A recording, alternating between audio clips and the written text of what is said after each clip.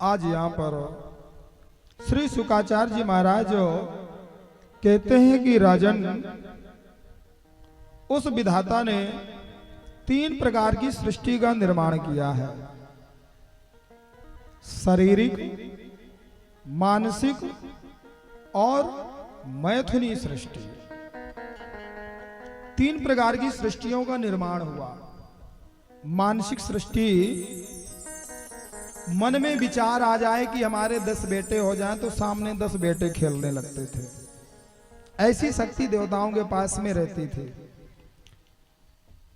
फिर उसके बाद शारीरिक सृष्टि हुई है।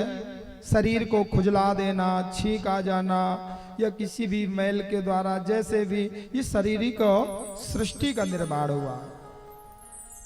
आपने सुना गणेश जी को कैसे उपटन के द्वारा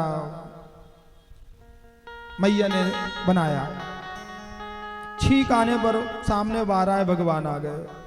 शरीर खुजलाने से, छींकने से, अंग हिलाने से भी ऐसे सृष्टि का निर्माण हुआ। इसको शारीरिक सृष्टि कहते हैं। लेकिन विस्तार नहीं हो पा रहा था, जिस कारण से उन्होंने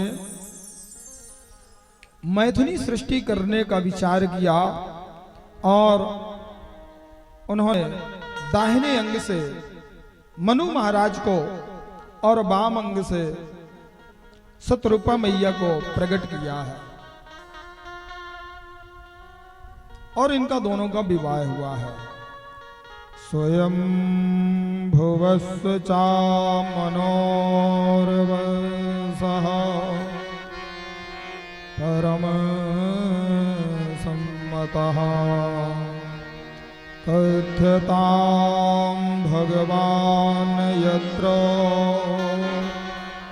मैथुने नैधरे प्रजः।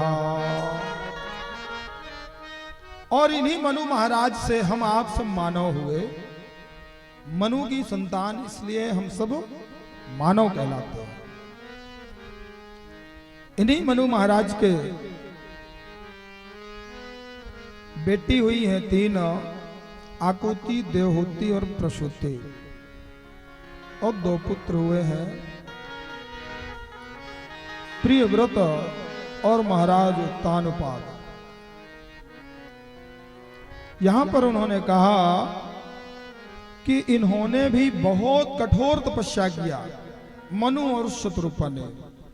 स्वयं भूमनु और शतरूपा तीन ते भय नर श्रेष्ठ अनुपा। ये भी सुनंदा नदी के तट पर 100 वर्षों तक तपस्या किए और भगवान ने फिर इनको वर प्रदान किया।